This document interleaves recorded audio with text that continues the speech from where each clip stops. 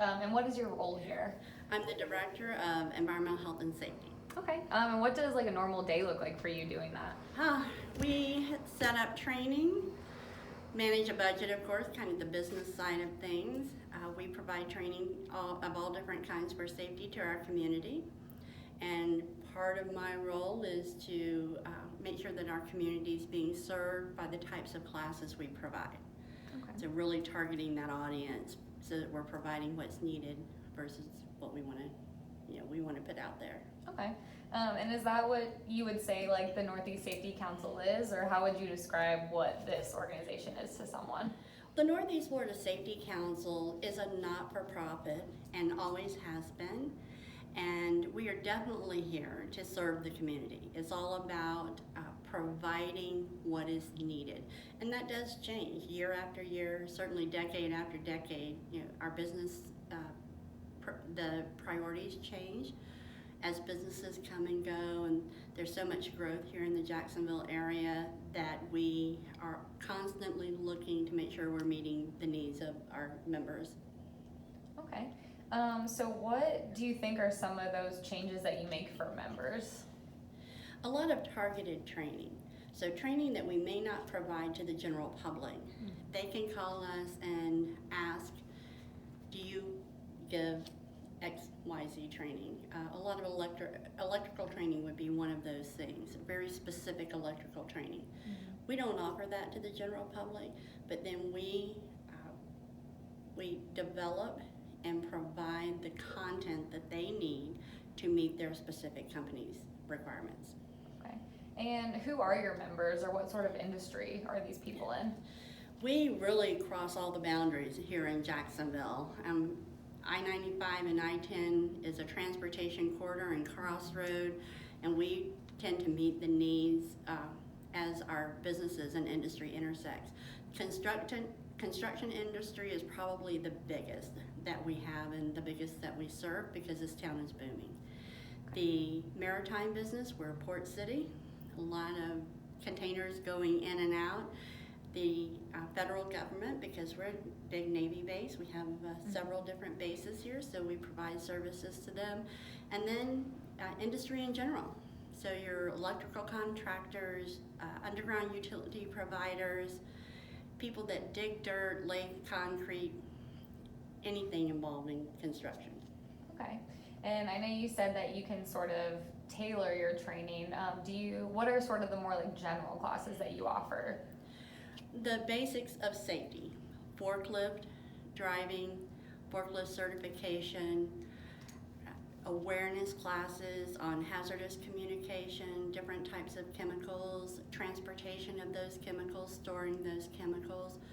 Those are pretty general and needed by everyone, regardless of the industry.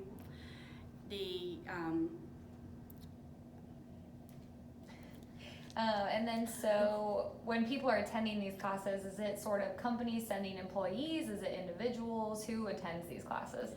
About 90% of the people we get are companies sending employees. So people who are already established and have a need for a specific kind of training. We do get a handful every year of people who are coming to increase their knowledge so they are more employable. I mentioned forklift classes earlier, and that's the big one that people want to come here and take, because if they can learn to drive a forklift, they can get $5 more an hour on their job. And so it becomes very valuable to them in their career advancement. Wow. And then I know you guys also do like testing and stuff here. What sort of tests are people coming for? We have what we call our Training and Assessment Center, and we do testing for proctored testing. So we have where it's a test where there has to be someone watching the person take that test to make sure they're not reading notes, etc. And we do it for anywhere from law enforcement, medical, we do nursing exams, we do, if someone's trying to get into the FBI, we do those exams, the preliminary exams, just a wide, in any area you can think of, we do a test geared to that industry. Okay. And who are the instructors teaching these classes, or where do you find these folks to teach these classes? Well, that's an interesting question. A lot of our instructors are people retired from industry. So someone who's been in their career for 30, 40 years, they are retiring, but they don't want to quit altogether. So we're able to get them in as contractors, and they bring all of that knowledge, all of that experience that they've had throughout their careers. Makes the storytelling, it makes it very personal to the person being trained, that they are getting that real life experience, not just what a book says or the government says you have to learn. OSHA says you've got to teach this rule, but they're getting that practical knowledge, and that is invaluable. And are you able to do in-person classes, or do you do more virtual? How do your classes look? We do a variety of different classes. Probably 60% of what we do, we go to our customer, to our member or our client, and we provide the training they requested at their location. We also offer classes here at our training center. We have a calendar, so we tend to offer the same classes every month so that people can depend on that and plan ahead, basically. But those are open to anyone in the public that wants to register, versus our classes that occur at our member locations are closed, typically, to just those to the employees of those members. Okay. And I know you told me earlier that basically the classroom building over there has been remodeled or renovated. So what does that building look like, or what do your classrooms look like typically? So to go back, they were very institutional before. When I first came to work here almost 2 years ago, it looked like any old school you had ever been. Very kind of gray walls or tan walls, very, very basic in design. When we did the remodel, graciously provided to us by one of our instructors through a gift, then we tried to make it more attractive, where people wanted to come to our location and have the classes here. We upgraded all the AV equipment, so instead of somebody standing up with a slide projector, very old school, and a whiteboard, now everything can be done with overhead projectors. We have really good sound, so people can hear whether we're playing a video or we're speaking, it's clear to everyone. We have updated seating, which is when you're sitting in a class for 8 hours a day, or maybe for 5 days in a row, what you sit in is important. It needs to be comfortable. And that, I think those kinds of aesthetics are very practical as well as very attractive. I do want to jump in a little bit to the current situation of the world. Have things changed for you with the COVID-19 pandemic? How has that changed classes or the way things are held here? It's changed to some degree. We never really shut down. We were shut for maybe a couple of weeks, and because of the type of service we provide, we came right back.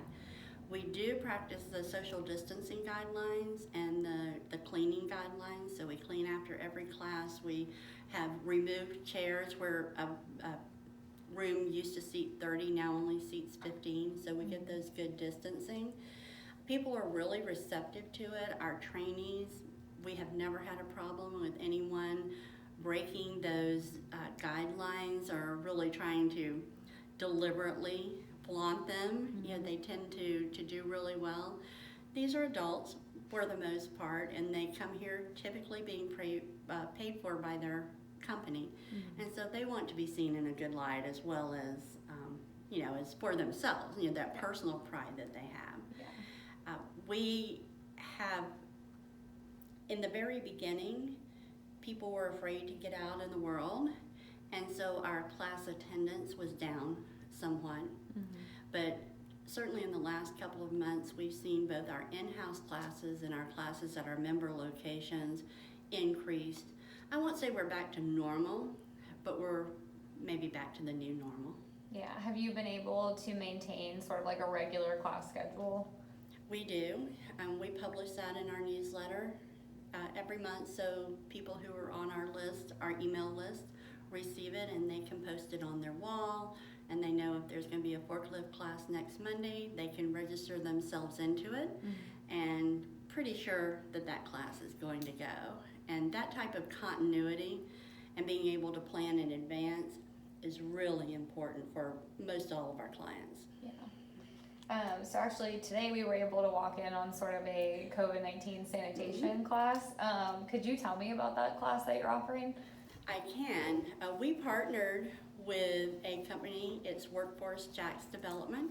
It's a gentleman who has his own company, years and years and years of safety training, who recognized early on that there was going to be a need for people with practical training on cleaning, disinfecting, and that we could provide the knowledge that comes from a book, but we could show them how to wipe down a table, how to wear a mask correctly so you're protecting yourself and others, how to dispose of your cleaning material after. And the class that we're partnering with Workforce Jacks is also geared towards more disadvantaged people, people coming back into the workforce for a variety of reasons, more of a second chance type opportunity, and getting a skill that is very much needed and not a lot of other people do. So we're very, very excited to be in this partnership. That's awesome. And then sort of the last thing I wanted to ask you about, reason we're here today, is this new partnership with the Florida Mine Safety Program. So how did that partnership sort of come about? Well, luckily it was a relationship between Karen and Bruce, who works for the Safety Council, and their discussion on what our need may be. We had offered the classes on our own for years, certainly years before I got here, and they were very hit and miss because of our just inability to reach the market. That type of construction, that mining part, is just not something we have traditionally addressed. So we would have 2 or 3 classes a year. Sometimes we'd have 2 or 3 people. Sometimes we would have a lot of people. And it kind of dropped off of our schedule. We just dropped it because we couldn't fill the class. And then this opportunity, again, to serve our community, the people who are in mining in our community, came about through this partnership. And I think it's going to be very beneficial to people in the mining industry in general. Certainly for the Northeast Florida Safety Council, is definitely going to allow us to provide that service to the community that we want to provide. And I don't think we could have asked for a better partner. Yeah. I mean, what do you think this is going to mean for you guys and the people that you serve in the city itself? Do you think it's going to have a big impact on this area? So I'll start with the city, because that's really where we want to go, is back, and I know I say it a lot, and I hope it's not too repetitious, but that service to our community, that is what this council is all about, by far. It's meeting the needs in the place that our companies are in today. Not 10 years ago, not 20 years ago, but where they are in, what is today, July 29th, 2020. And so meeting that need as it stands. That is by far the Safety Council's biggest goal. For the industry, people don't think about Jacksonville, oh, mines? Do you really have mines on the coast? Well, we do, because there are all kinds of different mines, quarries, rock, sand, etc. And we have a lot of that here. And then, of course, being able to partner with someone who has that audience and can say, look, you don't have to drive to Miami. You can drive to Jacksonville. I mean, honestly, which drive would you rather make? And we're very convenient. We're a great city, and we are really glad to be able to offer this to anyone who wants to come and take those classes with us. Yeah, when do you think these classes are going to start appearing on your schedule? Early September, I hope. There's a little bit of logistic work there while you're here to help us get the message out that the council is going to be providing those classes, and of course to get them on the academy schedule and get the word out to everybody. We're ready as soon as we're able to do that. Perfect. Okay. I think that was everything I had for you. Is there any sort of last message you want to share, or anything that you want to talk about that we didn't cover yet? Just back to the message of serving our community. I can't say it enough. We're here for the people of Jacksonville and our surrounding areas and the state of Florida, Georgia, wherever they want to come from. And we want to make sure we're providing the best training that we can at a really affordable price, and we do the work for them. You know, we can put it all together for industry. And having been in that industrial safety director before, you would think, oh, you have plenty of time to do the training yourself. Not so, and especially for big groups. So being able to have us come into your business or send your people here, I think it's a win-win for everyone.